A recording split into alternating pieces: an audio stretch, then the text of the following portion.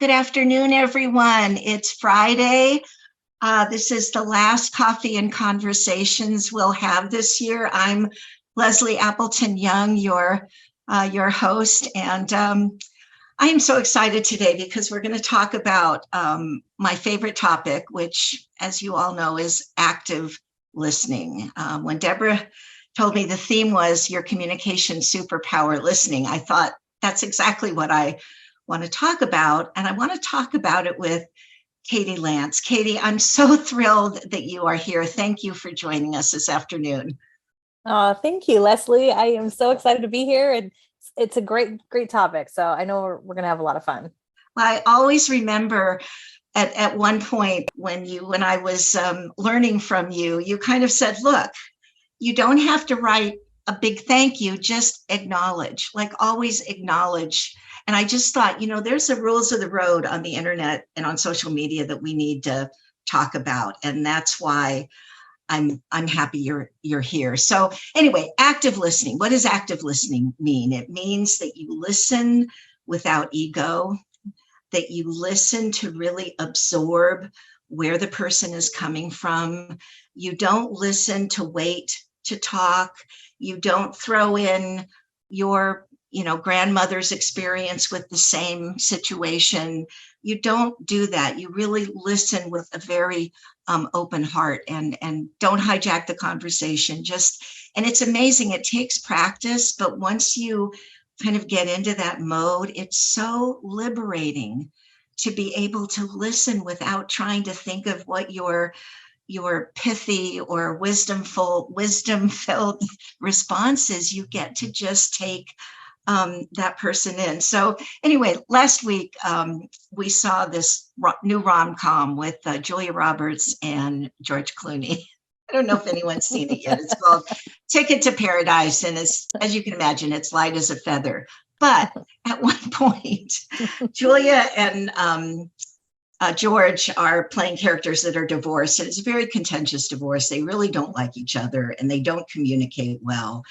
And at one point, when he started to talk over her, she said one of my favorite quotes, which was, "I'm sorry, did the middle of my sentence interrupt the beginning of yours?" And I must tell you, I've used that a few times in the last few days here. So I thought it really sums it up pretty well. So we've talked a lot about being an active listener in a one-on-one, face-to-face conversation, but we haven't talked at all about what it means to listen on social media. And there was no one else, Katie. I was so thrilled when you said yes. And I hope everyone who's listening, listens to your blog, reads your posts. You're wonderful. But just in case, could you give us just a little bit of a background on how you got here and what you're doing? Yeah, absolutely. It's like I said, it's an honor to be here. I'm a huge fan of the Woman Up community and just everything that you guys are doing and have created. My passion is in a lot of ways social media, but it's, I think, a lot more than just that. I see the struggles that agents and brokers go through all the time with trying to keep up with the latest and greatest and which platform should you be on and what to post and everything. And so my passion is really helping agents and brokers figure out social media and what to post and how often and not even that part of it. It's really about putting together a smart strategy that is going to save them time, help them generate business. We just celebrated our 10th year in business, which is exciting and incredible. Time flies, I guess, when you're having fun. Right. And so, yeah, we specialize in helping agents and brokers figure out their social media. We started a online academy. It's called the Get Social Smart Academy about 6 or 7 years ago to really help agents and brokers wrap their arms around strategy. I'm a speaker. I know, you and I have crossed paths on many industry events, spoken at Woman Up, spoken at many events across. I think it was an Inman conference where I first heard you on stage. It was just completely blown away. Thank you. Yeah, it's really fun, and it's really, I feel very blessed to be doing what I love each and every day. My husband, Paul, was able to quit his corporate job again about 6 or 7 years ago. And and works with me full time in the business. And we've built a great virtual team and just are, continuing to grow and serve and evolve and listen, as we're going to Right, talk about right. today. So it's a lot of fun. I'm thinking you started this in 2012 and how much things have changed since then. And I was even revisiting your excellent book, and I hope anyone that hasn't read it will pick it up. Get Smart Social is just a how-to, why-to, let's do it book on getting an intentional strategy for social, and I can't recommend it more highly. So anyway, I'm a Katie fangirl, and let's get started. So in your book, and as I've said, it's a coherent, understandable strategy, not scattershot. And it came out 5 years ago, which seems like an eternity. And I think the only thing that's a little bit aged in it was kind of a reference to some of the platforms, Snapchat, for example, that evolved into something really different. But even with internet years going by in hyperspeed, it's all still there. And one of the things one of the comments you made in the book that just really stuck with me was, think of it as a dinner party, not a one-way street. And I'd love for you to talk about what that means to you and what we ought to be taking from it.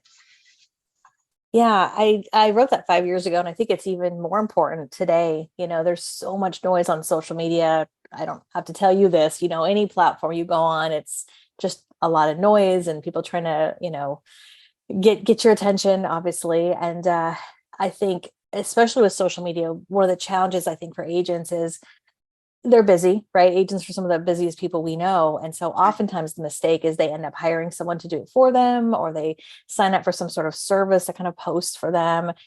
And, there's nothing wrong with having an assistant or having a team or having help, with some of the things that in terms of content. But because real estate is such a relationship business, it's absolutely important that you show up, and the agents and brokers that we work with in our academy that are getting a lot of business from social media, they're, getting 50-60% of their business from social media. They're really doing a couple things really well. They're showing up, they're connecting, they're responding, they're listening, right? They're not just like being a drive-by liker, or they're jumping in, liking stuff, and then I love running, that. right? Right. And they're putting themselves out there. They're putting their not just generic content. There's kind of this sea of sameness, right, in real estate marketing. Yes. But they're putting themselves out there. They're overcoming maybe a fear of getting on camera. They're putting their personality out there. And so, yeah, I mean, as a quick example to the dinner party example, I always have said this for years. I'll say to agents, look, imagine having a dinner party with your 10 most important clients. And instead of you being there, you have your assistant there running the whole show. And we would never do that, but that's what happens when we just hand off our voice to somebody else. So it's super important to show up. And it's also super important, like you said, it's not a one-way street. You have to give, you have to be a listener. I always tell my boys, be a noticer in the world. Notice what's happening around you. And in social media, that's a huge opportunity to notice what's happening, to connect with people. So what are kind of the benchmarks for acknowledging, for not being a drive-by liker? Because we talk a lot about having meaningful relationships with our, presenting our authentic selves. And, it really can be exhausting, especially like an introvert like me. It's like, I really care, and it takes me a long time and a lot of effort to do that. Yeah. So I can't do it times 100. So do you have any tips for just trying to be reasonable about it, but still having an impact? Yeah. Something I've done for years, I wrote about it in the book, it's still relevant today, is this idea of focus 5. So every day I take 5 or 10 minutes, I open up my phone and I'll pick a platform, maybe it's Facebook or Instagram or LinkedIn, wherever you're spending time. And you take a few minutes to meaningfully connect with at least 5 people. So that doesn't mean you have to friend 5 new people a day. That would be a lot, but I scroll through my feed and I'm looking for 5 posts that stand out to me, right? So maybe it's somebody's going through a tough time. Maybe someone is talking about a charity they belong to. Someone just put up their Christmas decorations. Like, people post about all different, the concert they went to, whatever it might be. And instead of just liking and moving on, I'll take a minute to like and comment. And in terms of commenting, I always recommend leaving a meaningful comment. So meaningful comment is a comment that's at least 4 words. So instead of saying great pick or congrats, you might Or say, cool. yeah, or cool. You might say, wow, Leslie, what a great picture. Where did you take that? Or, happy birthday, Deborah. Like, what do you have planned for the day? Just like in real life, you'd have a conversation, right? So you might Right. use their name, you might ask a question. And so that simple act, honestly, for years, at least a decade, probably longer than that, I've been doing Focus 5. I do it every morning as I'm drinking my coffee, usually before I open up email, because email is like a black hole that you may never get out of. Right. I open up Facebook or Instagram and I Focus 5. I just think about who are 5 people I can meaningfully connect with. And then I might post something. But if I post something, I always make sure I do my Focus 5 before that. Now that you mention it, I do remember, do remember that from your book, and I'm glad you reminded me. And I just, in my head, I'm thinking, okay, 30 days in a month, 5 times 30 would be 150 more than 4-word, meaningful, conversation starters with someone. So at the end of the month, you actually have something to show for all of the energy draining that social is, right? Yeah, absolutely. And those connections might be comments. Sometimes they are 5 private messages I send 5 different people. Like if you see it's someone's birthday, you could be one of the 50 people that writes on their page, happy birthday, HBD. Like everyone writes the same thing. Why not be the one of the only people that sends a private message? Maybe you send an audio message through Facebook Messenger, or you send a little video, just a quick, hey, I saw it was your birthday, thinking about you, hope you have a great day. It doesn't take a whole lot. I mean, I feel like sadly No, the bar is kind of low in a lot of ways, it is. so just be a noticer. And like you said, when you multiply that over the course of time, and also from a strategic point of view, because the way social media is structured with algorithms, if you feel like the same people are always liking and commenting on your content, one of the ways to kind of break through that is for you to be proactive and to go to people's pages. If you're like, gosh, I haven't seen so-and-so in a while, well, actively go to their page. Right. And, break the algorithm a little bit. No, I think that's great. And I'm going to get back to this in a minute, but the examples that you gave were all asking a question. And I can't emphasize enough that one of the keys to being a good listener is digging down, is asking, and John and I joke all the time. It's like, well, how did you feel about that? These guys are like, we don't talk about feelings. It's like, right. Yes, we are. But to really engage and dig deeper instead of like, oh, well, here's my similar experience. It's like, exactly. Don't do that if you really want to engage. So the same year that your book came out, my other favorite book of 2017 was We Need to Talk by Celeste Headlee. And we've talked about this book. I've talked about it a few times, and I just want to kind of remind everybody it's a great, just a great primer on active listenings. And one of the things she talks about is the difference between communicating with someone and having a conversation with someone. And she has this quote by William White that says, the great enemy of communication, we find, is the illusion of it. We have talked enough, but we have not listened. And she included some statistics on, the percentage of people that you think you're friends with, maybe 10% think they're friends with you. Wow. Like those numbers aren't right, but it was big enough that I was like, wow, we think we're connecting more than we are. So what I wanted to just get your thoughts on is, what does it mean to listen on social media? And we've talked a little bit about it, but any other thoughts on that? Yeah, I mean, I said it a second ago, but I think it's important to say it again. And it's this idea of just being a noticer, and taking time. Like, I think it's really important that with social media, especially in real estate, a lot of conversation gets talked about content, where you should be and how often, and should you spend money on ads? And all those are good questions.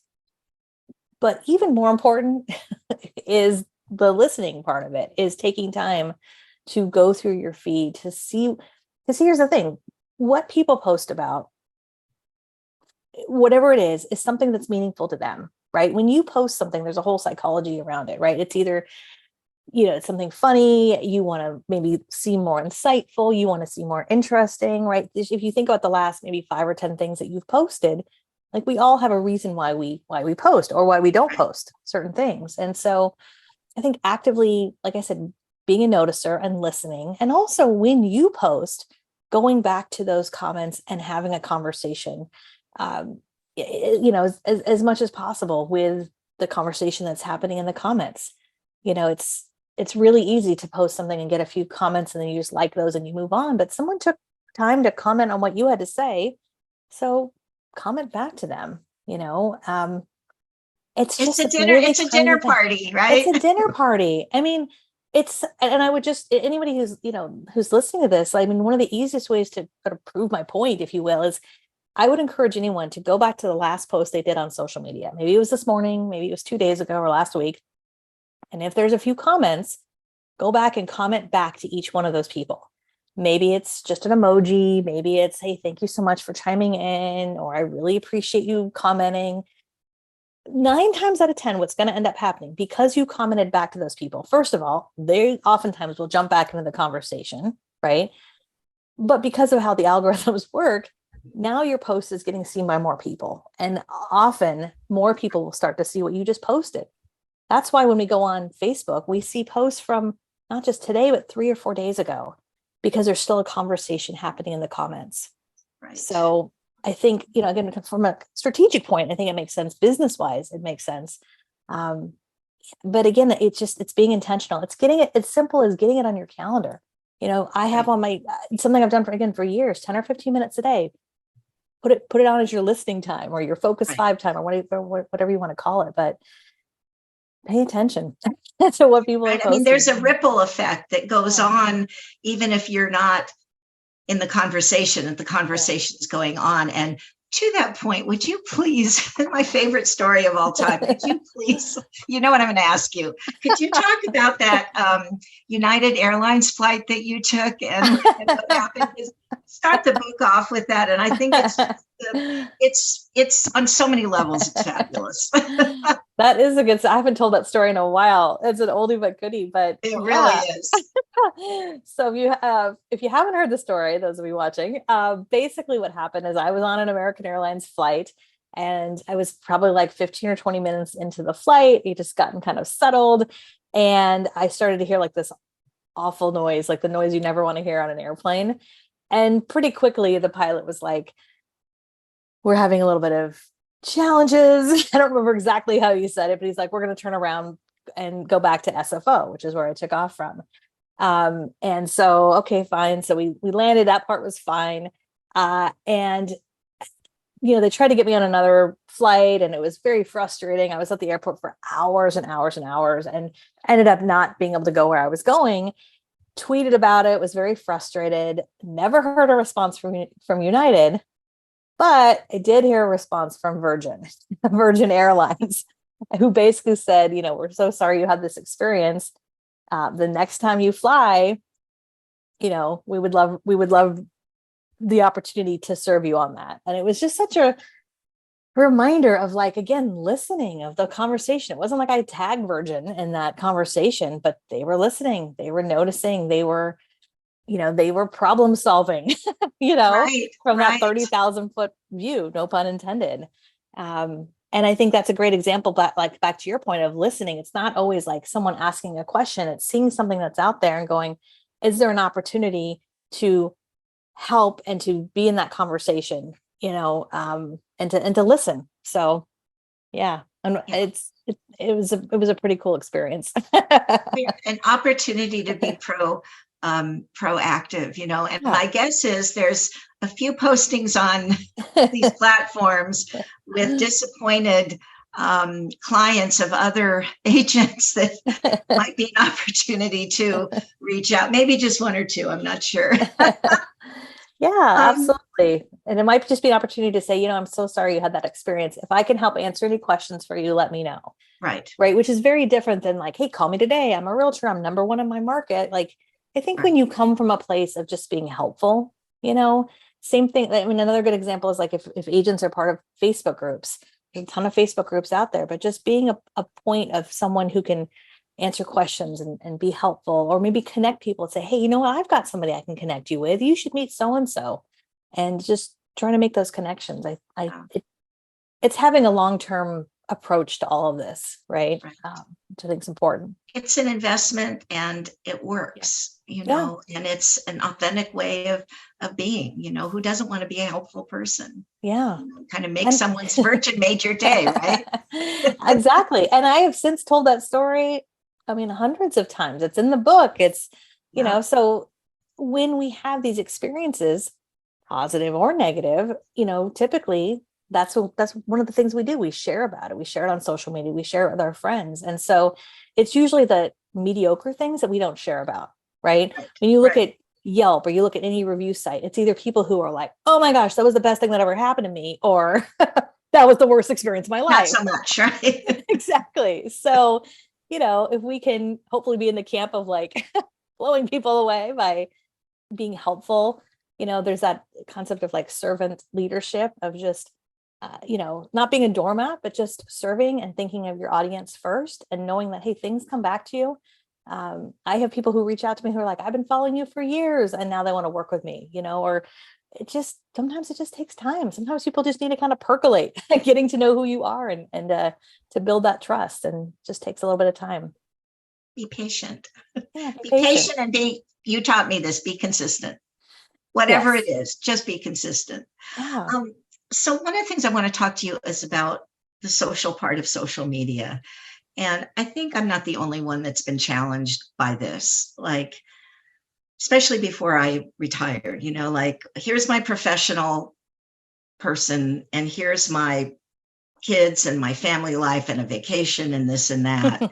And how do you, and maybe there's not one answer to this. It's kind of who you are. And I delight in your family postings. I do. I feel so connected.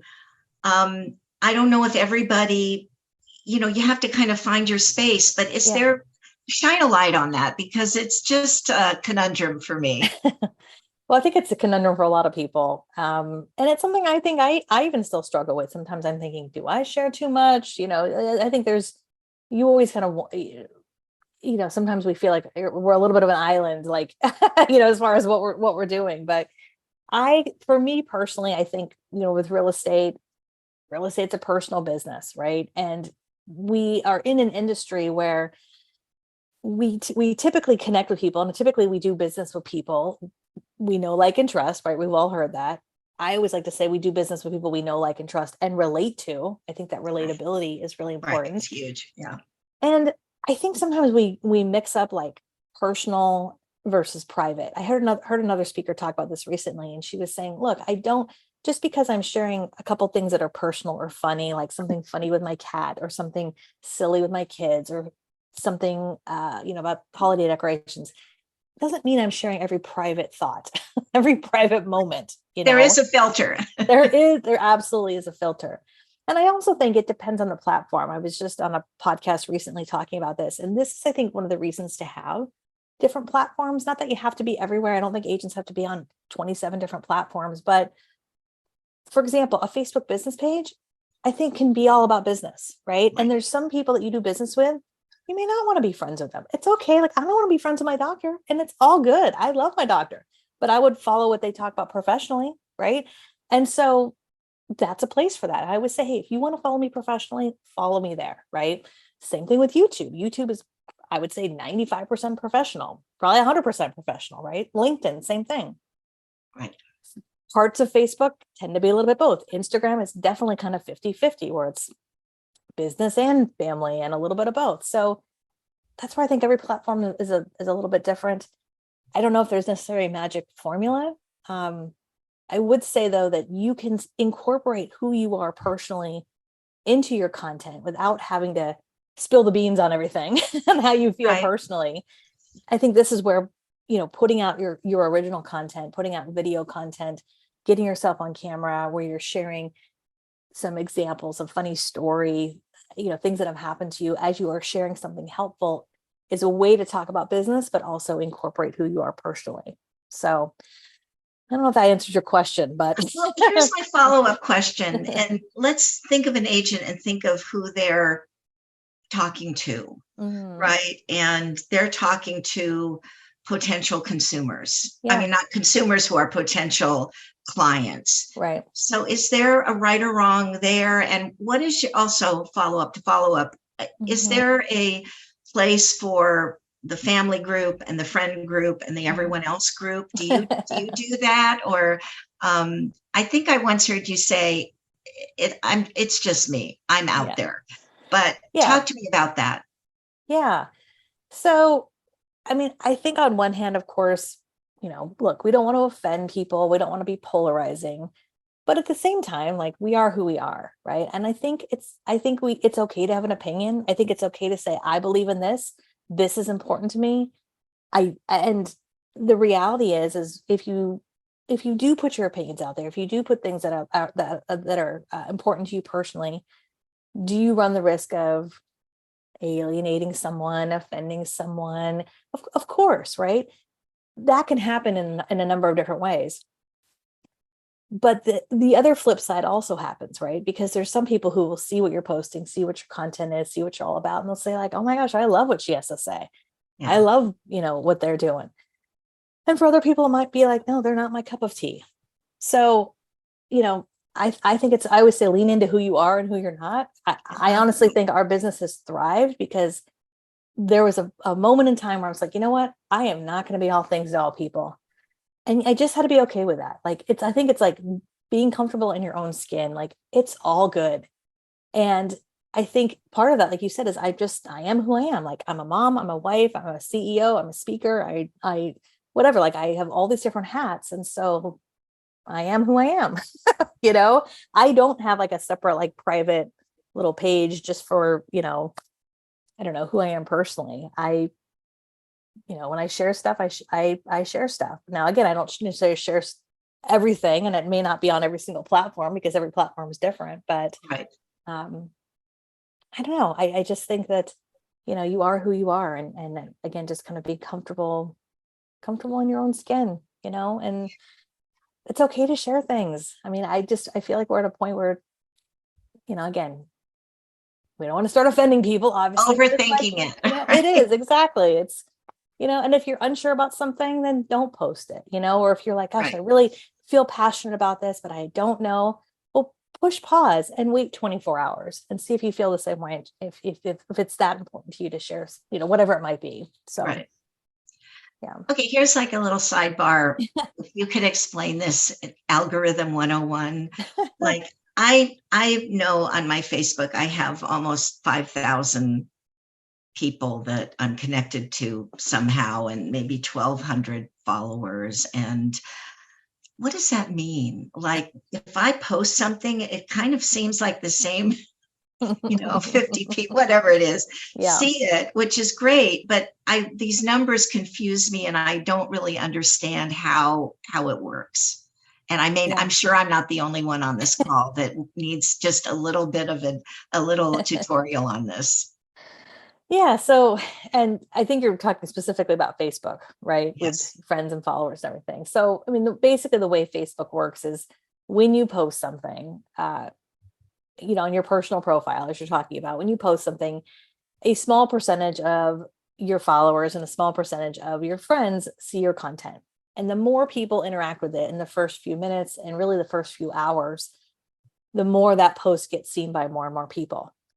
So this is why if you post something and you don't get a whole lot of likes, it usually never gets a whole lot of traction, right? Right.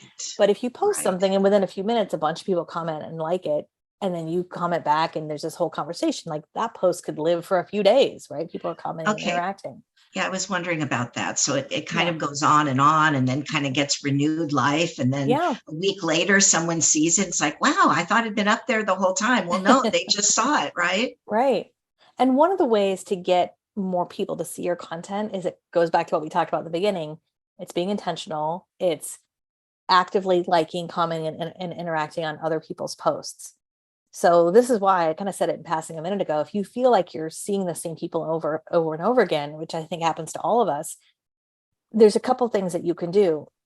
So you can actively go to your friends list, which Facebook doesn't always make this easy. It's like, you got to go to your page, you got to find your friends, and you could, and go to your friends list and maybe pick 5 people a day. Go alphabetical if you want. This could take a while if you have 5,000 friends, right? But go through and see, gosh, who's still active? Who is still posting? Do I know them? Do I still want to be friends with them? Right. Right. And it's definitely a small thing that can make a big difference. The other thing you could do on Facebook, and not everybody has this feature, unfortunately, it's one of these features that's rolled out to some people, but it hasn't rolled out to everybody. Some people on your phone, on the Facebook app, there's a feature that Facebook is I guess rolling out, where instead of just sort of seeing the regular algorithm, you can actually sort your feed in order of what people have posted, which is what it used to be, right? Remember, like Right. 10 years ago, Facebook used to be in Right. chronological order. So there's a feature that's rolling out. I have it and some other people have it. And it's actually pretty fascinating when you get that feature on your phone to see the chronological posting, because all of a sudden you're like, who are these people? Right. Right? What is, like, and it's a great way to kind of clean up your feed and reconnect with people who maybe you haven't seen in a while. So yeah, it's a little bit annoying the way Facebook makes it work, Yeah. but Thank you for that. yes, Now, going absolutely. back a little bit to this issue of how we listen on social media, Mhm. I guess my question is there like a rule of thumb? And I think in the chat last week, you and I were kind of going back and forth, because I said kind of like 80% commenting, supporting, being there for other people, 20% posting, because I'm an economist and Pareto's law seems to show up everywhere. Yep. But as the expert here, is there a kind of a reasonable rule of thumb for that? Yeah, I mean, I think the 80-20 rule is perfect. Okay, I knew you would. I mean, I'm going to agree with you. Why would I disagree with you, Leslie? I mean, really. But yeah, I mean, I think, yeah, definitely 80-20. Take the time. I mean, I'll just give you a quick tangible example of something I do, I think just about every day. Is before I post, I always take, again, 10 or 15 minutes, and I'm scrolling through my feed. I'm doing my focus 5. I'm intentionally connecting with people. I also make sure to go through all my notifications. I go through all my DMs, and then I will post something. And then honestly, after I post, and I don't post every single day, but after I post, I'll take another 5 minutes, scroll back through my feed, and maybe leave a few more comments. So yeah, it can't just be this post and run. Where No, like, bump, no, that's irritating. it's super irritating. Okay. And it's just obvious when it happens. And we've all been guilty of it, like, oh, I got to get this up or whatever. But a lot of times that happens because you haven't thought ahead, right? You didn't plan ahead. And that's where I think having a strategy comes into play, where you think, okay, every day I'm going to take 10 or 15 minutes to connect with people and listen. Once a week, I'm going to take an hour or so to think ahead, like, what's coming up? What do I need to schedule? What do I need to, create? And then also once or twice a month, like sitting down and creating some of that content. So like just getting a system together, is important. So, Yeah. Great. Thank you for that. yeah. But yes, 80-20. 80-20 all the way, baby. That's the short answer. Exactly. 80-20. So one other topic I want to get your thoughts on was this, the persuasion paradox, which I stumbled upon. And the gist of the persuasion paradox is you don't ever convince anybody of anything by arguing, and actually the way that you have some opportunity is by listening and asking questions. And it reminded me of our dear friend, Kathy Charit, who, gave her TED talk on being a better asker, right? Mm-hmm. And when I've heard that in the past, it's really been about kind of a little bit about delegation and a little bit about I want to learn and that. But in this context, I think it's really about connecting with people, showing them you care, digging in and building trust. So I just wondered what your take is on that, and any thoughts you have on what we can all do better to have more meaningful, effective conversations. Yeah, well, I think it's back to what you said a little bit earlier ago about, when you're having conversations with people, I think sometimes the default is we say, oh, I know what you're going through. 10 years ago, I did this, this, and this, or my mom did this, or whatever. And we sort of, instead of just listening and asking, how can we support you? Or maybe we ask a question as sort of a follow-up question. Instead, we jump in with like some sort of way we want to relate to that person, which I get it. I think a lot of us I do do that. too. I It's know. not a terrible thing. No, It just turns the focus back to you instead of to right. the speaker. Yeah, exactly. So I mean, I think again, trying to just be meaningful with how we listen and the questions we ask. And I also think, I mean, to your point, as far as persuasion, I'm always, just to kind of bring it back to content, I always say, like, look at your life as content. And I really try to be aware of questions that people ask, topics that come up that are related to my expertise. And I mean, honestly, Leslie, I always have a notebook and I'm always like jotting things down and thinking like, how can I put out things that are helpful, by listening, by not just assuming like, oh, this is what people want to hear, but just kind of taking note, of what Can I just say are you pain held points. up a real paper notebook, right? Yes, I So did. A nice I spiral expected bound. you to say I put Yes. it in the reminders in my phone or notes or something. No. And I mean, that's just one more reason to love Katie Lance because I am huge on the notebooks and the ink pen. Yep. I can do anything if I can take beautiful notes. I agree. Beautiful. And I mean, and that's actually a great segue to just one other thing I'll mention. And I am a big believer of taking the online offline, whether it's you see something that happened with somebody, and if you're close enough to them, you might pick up the phone if you have that relationship where you can call them and reach out. Um, it might be just again a private message, especially if people are going through a hard time. I mean, people on social media, at least personally, tend to post their high highs and their low lows, right? It's like, oh my gosh, this amazing thing happened. I won this award. My husband got a job promotion. We're moving to Europe, right? Or, oh my gosh, this awful thing happened. And so what happens is that you'll get hundreds of comments, but if you could be one of the couple people that reaches out privately and sends a Facebook message, or maybe a little video or an audio message, say, hey, Leslie, I saw your post. I'm just thinking about you. You're my prayers. It could just be something as simple as that, right? Just like being a noticer, sending a card. I love doing that. I try to do that as, at least intentionally a couple times a month where, I'll be at Target or wherever. And I'm like, oh, somebody just had a baby or somebody just did this. I'm going to get them a card and just try to take that online offline. I just think that's important. That's beautiful. That's beautiful. Okay, we're going to segue now, and thank you for all of your insights. I just appreciate them, and I know the audience has as well. And now we're going to get to know you a little bit deeper with my rapid fire questions. Okay, I did read them ahead of time, so I could get a little prepped. With some of them from the Actors Studio, which I always enjoyed when Lipton did those interviews, and some of my own. But your favorite word and your least favorite word, Katie? I had to think about this one. I think my favorite word is love. That might be cheesy, but that's probably my favorite word. I think you have to do everything with love in your life. My least favorite word, my kids will probably laugh because I know I hate this word, is the word moist. Just do not like that word. That's like, if we were doing a survey, that's like number one. I hate that word. Nobody likes that word. Yeah. Yeah. Okay, that's great. Okay, what turns you on and what turns you off? I love work ethic. Like someone who is in integrity, they're going to show up, they're going to work hard, they do what they say they're going to do. That is huge. And I feel like, especially in this day and age, there's a lot of people who do not do, unfortunately, what they say they're going to do, or they don't respond to your emails, right. They don't respond to your messages. Like, I just think work ethic is a huge thing. What was the second part? What turns you off in addition to moist? In addition, exactly.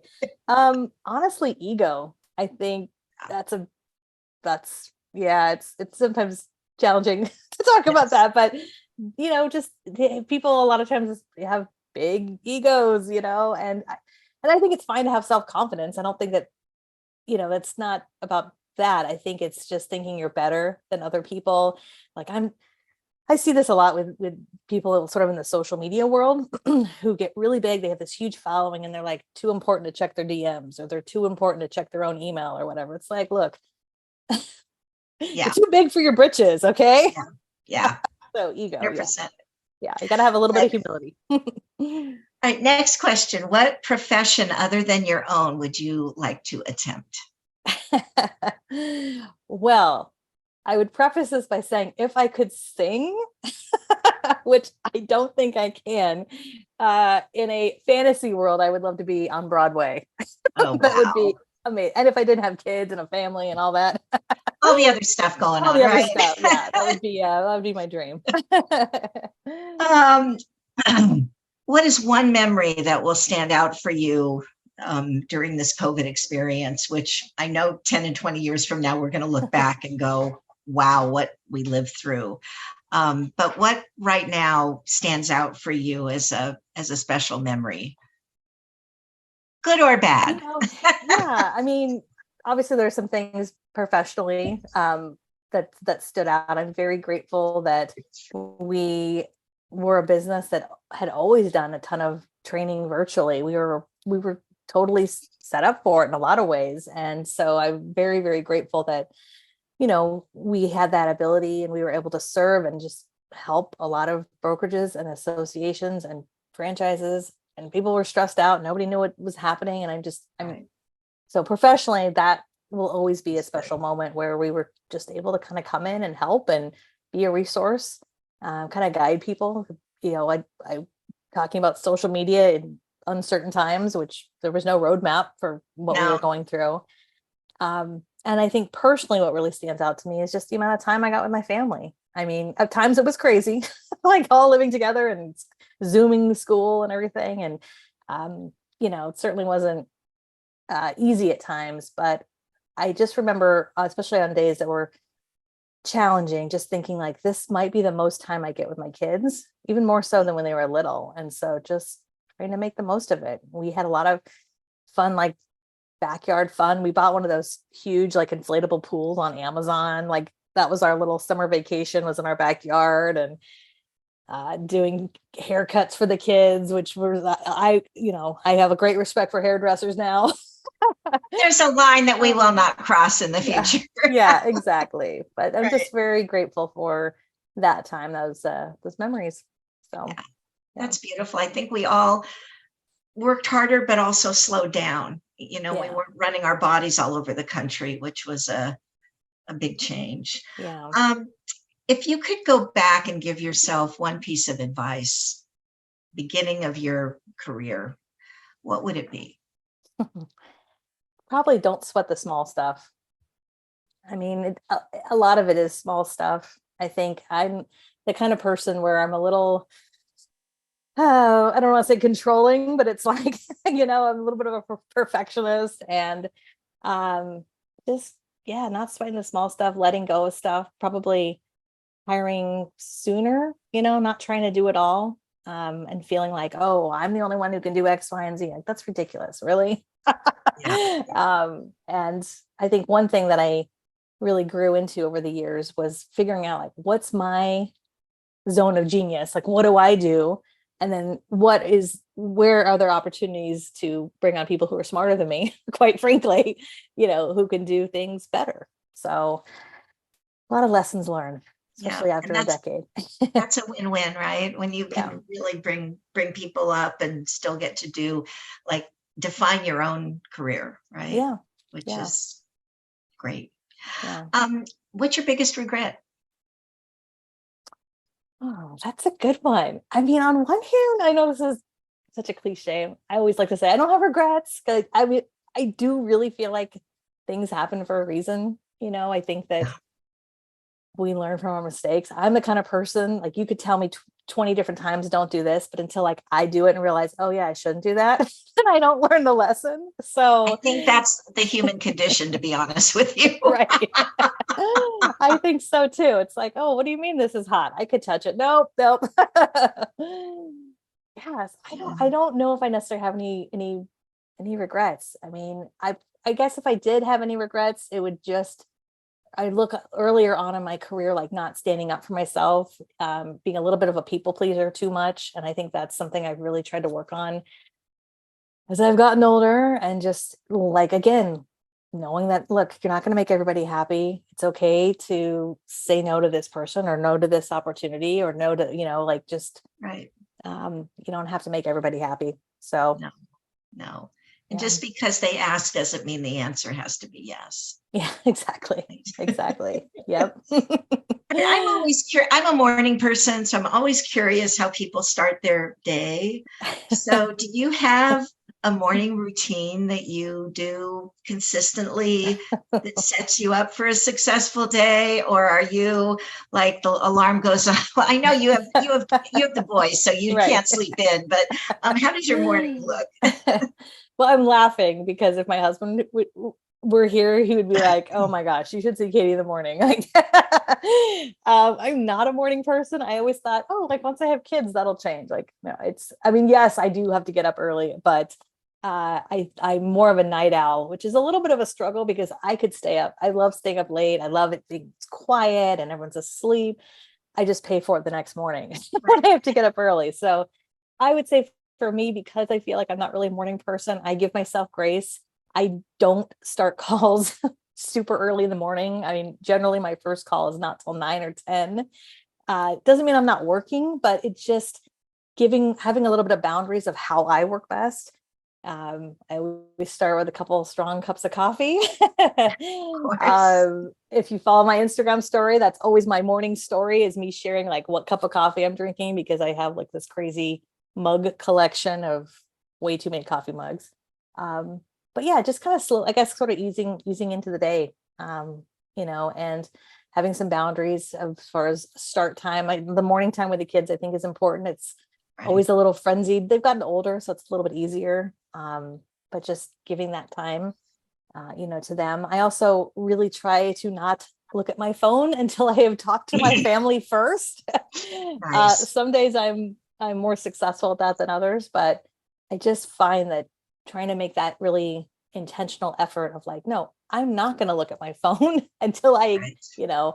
go give my kids a hug and kiss good morning. It's just little things, I think, help to set yourself off, in the right direction. And the last thing I'll just say real quick too about my morning is just having kind of an intention of like, what am I going to accomplish this day before Right. I open up email, right? Because I think email sometimes becomes our to-do list, and at the end of the day, all we've done is just answer 50 emails versus like, Right. look, I want to get these one or two things, like, absolutely no matter what, done today, so. I think the word intentional just shows up all the time in these discussions, just Yeah. be very intentional about your time. Now, I do, as a morning person, I did notice that you said at night it's quiet and you can think. And I did want to let you know that if you get up at like 5, you got a couple hours of the same thing. I So, know. And there have been mornings where I've done that and I couldn't sleep or whatever. But I think we're yeah. just, our biorhythms or whatever it is are just very, very different. So I always kind of admired night owls because it just seems so much more grown up than me. It's like, is it 9 o'clock yet? Because I'm waking up at 4. So, okay. Anyway, so thank you on the morning routine. I would be interested in a person in your life that's had a meaningful impact on you.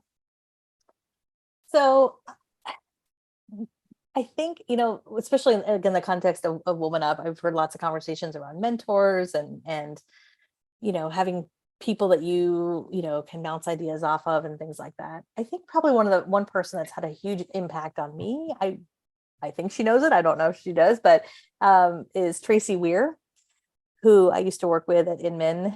And now she runs her own amazing company. But we worked together 10 years ago. She was my boss at the time, and she's probably one of the smartest marketing people that I know. Wow. Yeah. And really took me under her wing at a really, I think, important time. I think she really saw something in me that maybe I didn't even see in myself. When I was at Inman, that's when I really started to be more on stage and be more of a public facing type person, which kind of led into what I'm doing now. Yeah, she just kind of took me under her wing and gave me a little bit of tough love too. Helped me get some media training, like just, some sort of foundational things that, and she's awesome. Whenever I run into her at events, I try to connect, but that's wonderful. I love that. That's great. So my last two questions are, I think, very personal. And the first one is, what do you wish for your children's future? Well, hopefully I don't get emotional now. I mean, I don't know if this is an original answer or not. I want them to be happy. I mean, I think that's the most important thing. I think for any parent, you want them to be happy, whatever they choose in life, whether it's, with a partner or not with a partner, or in college or in work or in life. I think you give your kids hopefully your wisdom and knowledge, and at some point, they've got to sprout their wings and fly. And so I think happiness is a big part of it, and hopefully also just being able to make an impact on others around them and the next generation. Right. And like I said earlier, I always tell my kids, like, be a noticer, like what's happening in the world, and it's not just you and your life and this and that, and all of us kind of get tunnel vision into what we're doing. But if we can just take a step back and go, gosh, I could help out here, or I could be a helping hand over here, or whatever it may be. So that's my wish for my boys. I'm thinking of Mr. Rogers, look for the helpers, right? And that's beautiful. Yeah. So if heaven exists, what would you like to hear God say when you arrive at the pearly gates? Such another good question. As I was reading this, I was like, this is a James Lipton question. James Lipton, I miss him. I miss the program, but it lives on in all of us copying his questions. I know. I used to watch his show all the time. I mean, again, probably cliche, but hopefully at the pearly gates, God says, well done, well done. He might say, you did it.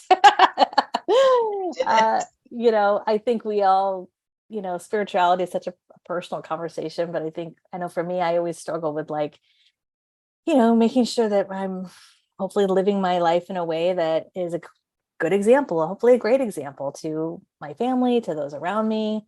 Leaving a legacy, I think, is really important, and yeah, so hopefully I get a little pat on the back and maybe a high five and a hug. I hope so too, and I'm pretty sure you will. I hope so. Oh my God, Katie, this has been just wonderful. I appreciate all that you have done in your career to make it make sense and give us the tools for not getting lost, but staying really focused on what this is about. And I've always felt like every piece of advice you give eventually becomes and is heart-centered, which is, I think, the authenticity that you emote, that reflects off of you. So I'm just a huge fan. It's just been delightful to spend the afternoon with you, and thank you so much. From all of us at Women Up, thank you so much. Oh, thank you so much, Leslie. It's I know we could probably talk for a whole another hour at least about all of this stuff. Easy. It's just really an honor to be here. And thank you for the conversation and the opportunity. Wonderful. Well, happy holidays, everyone, and we'll see you again in 2023.